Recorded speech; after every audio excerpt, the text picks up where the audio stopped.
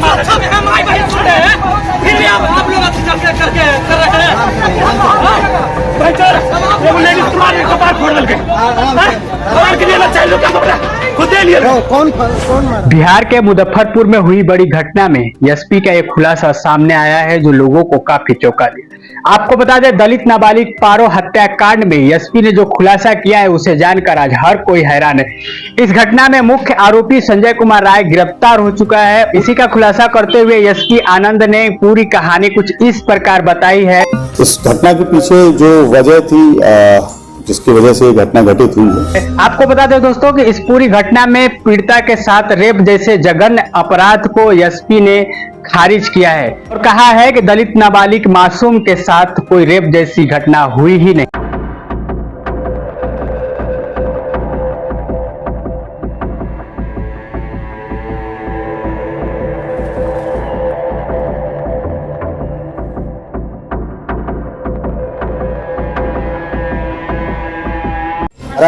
अगस्त को पारू थाना के अंतर्गत एक गांव है लालू छपरा, वहां एक बड़ी संवेदनशील घटना घटित हुई थी जिसमें एक नाबालिग बच्ची थी, उनका शव प्राप्त हुआ था। उसी आलोक में कांड दर्ज किया गया था और हम लोग इस केस को इन्वेस्टिगेट कर रहे थे।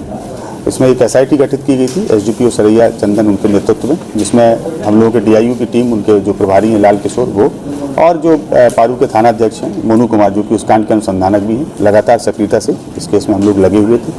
इस केस में घटना के 3 दिन उपरांत एक व्यक्ति की गिरफ्तारी की गई थी जिनका नाम मिथिलेश राम था, जिसके बारे में आप लोगों को मैंने पूर्व में सूचना भी दी थी। आज सुबह इसमें 4 लोगों की गिरफ्तारी और की गई है, जिसमें से एक जो नामजद अभियुक्त था जिनका नाम संजय राय है, जो इस घटना के मुख्य अभियुक्त थे, उनकी गिरफ्तारी की गई है। अररिया जिला है वहाँ के पास से। इसके अतिरिक्त 3 और अपराधकर्मी इसमें गिरफ्तार किए गए हैं जो उनके सहयोगी के रूप में थे, जिसमें एक का नाम पंकज पासवान है, दूसरे का नाम चुन्नू है और तीसरे का नाम मुन्ना पासवान है। इस प्रकार से इस पूरे घटनाक्रम में अभी तक हम लोगों ने कुल 5 लोगों की गिरफ्तारी की है। इसमें पूरी घटना में अभी 2 लोगों की संलिप्तता और प्रकाश में आई है पूछताछ के दौरान, तो हम लोग प्रयास कर रहे हैं और हम लोग की टीम उन दोनों लोगों की गिरफ्तारी के लिए भी प्रयासरत है।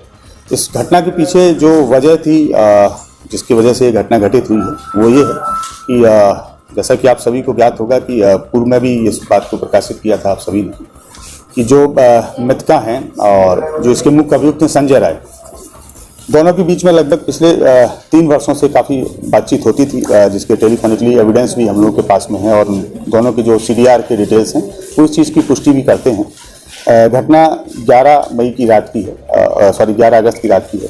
तो 11 अगस्त को रात्रि में लगभग 10:30 बजे से 11 बजे के बीच में दोनों की टेलीफोन पर बात हुई, जिसकी पुष्टि सीडीआर में भी है।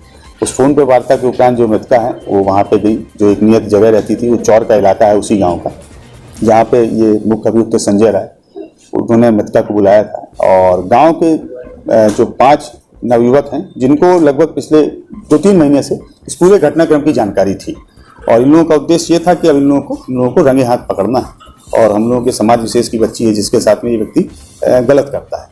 तो इन 5 ही नवयुवकों ने उस दिन इनको रंगे हाथ पकड़ने की योजना बनाई। तो जब ये बच्ची वहाँ पहुँची है तो उसके तुरंत 2 या 3 मिनट के अंदर ये 5 जो नवयुवक, जिनमें से 3 की गिरफ्तारी की गई है, 2 अभी फरार हैं, ये 5 वहाँ पे पहुँच गए। और दोनों जब वहाँ पे पहुँचे तो मृतका और ये मुख्य अभियुक्त संजय दोनों वहाँ बैठे हुए थे। इन लोगों ने वहाँ पे हॉट टॉक हुआ, जिसमें हल्की सी मारपीट इसके साथ भी हुई, जो मुख्य अभियुक्त संजय के साथ भी हुई और जो मृतका है उसके साथ भी हुई।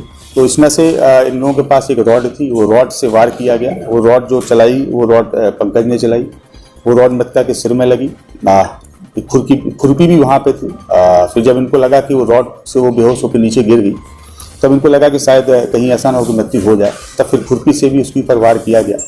और इस दौरान फिर इनको लगा कि शायद वो अनकॉन्शियस हो गई हैं, तो ये लोग वहाँ से भाग खड़े हुए। जो इसका मुख्य अभियुक्त था संजय वहाँ पे मौजूद था। संजय को लगा कि अब मेरा भी इसमें भेद खुल जाएगा, तो संजय ने वहाँ पे जो ढैंचा होता है, ढैंचे की पत्तियों से जो रस्सी बनती है उससे उसके हाथ पैर को बांधा, उसका गला दबाया और मृतका को घसीटते हुए, जो घटना स्थल है लगभग वहाँ से 20 से 30 मीटर दूर चौर में, जहाँ हल्का सा पानी था, गहराई का इलाका था और झाड़ियाँ थी, वहाँ घसीटते हुए ले गया। इसने वहाँ उनको दबा दिया ताकि उनकी डेड बॉडी ऊपर ना आने पाए और लोग खोज नहीं पाए।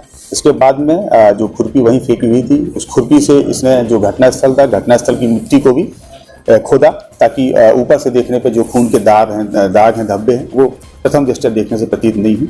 इसके बाद ये अपने जो सहयोगी है जिसकी गिरफ्तारी पहले की गई है, मिथिलेश, और बोलेरो से उसके साथ में भागा और भाग के छपरा गया। फिर ये लगातार भागते रहे, मोबाइल इनका बंद रहा, हम लोग लेकिन ट्रेस करते रहे और फाइनली जो है इनकी आज सुबह गिरफ्तारी वो अररिया से हो गई है। हम लोगों ने इस कांड में अभी तक जो चीज़ें जब्त की हैं वो एक हथियार जो खुरपी है उसको जब्त किया है हमने।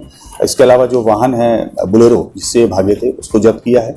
4 मोबाइल फ़ोन हैं जो इन्हीं अभियुक्तों के हैं वो हम लोगों ने जब्त किए हैं और इसमें अभी 2 अपराधकर्मी फरार हैं जिनके हम लोग गिरफ्तारी के लिए प्रयासरत हैं। और इसके अतिरिक्त कुछ अन्य एग्जिबिट्स भी हैं जो हम लोगों को अभी सीज करने हैं, जिसके लिए हम लोग सर्च अपना जारी रखे हैं। उम्मीद कर रहे हैं कि कल शाम तक इसमें हम लोगों को कुछ और बरामदगी और गिरफ्तारी भी होगी, जिससे हम आप लोगों को अवगत कराएंगे। जो आरोपी गिरफ्तारी हुई गांव के रहने वाले हैं? सारे आरोपी उसी गाँव के। घटना के बाद ये लोग दूसरे जिले में रहे? नहीं, सारे आरोपी में से जो 2 आरोपी अभी हम लोग नहीं पकड़ पाए हैं, ये 2 आरोपी तो उसके अगले ही दिन फरार हो गए थे, लेकिन जो बाकी आरोपी हैं वो लगातार रह रहे थे और उनकी चूंकि लगा कि चूंकि नामजद अभियुक्त है संजय राय और पुलिस इन पर ही फोकस कर रही है, लेकिन संजय राय की गिरफ्तारी के उपरांत जब पूछताछ हुई तो ये सारा मामला प्रकाश में आया और फिर हम लोगों ने इनके जो क्रॉस चेक भी इन लोगों को किया मोबाइल एनालिसिस के बेस पे, तो उस बात की पुष्टि हुई और फिर जब ये तीनों से हम लोगों ने पूछताछ की तो उन लोगों ने अपनी अपराध में संलिप्तता को स्वीकार भी किया। परिवार का भी कोई आया है इसमें?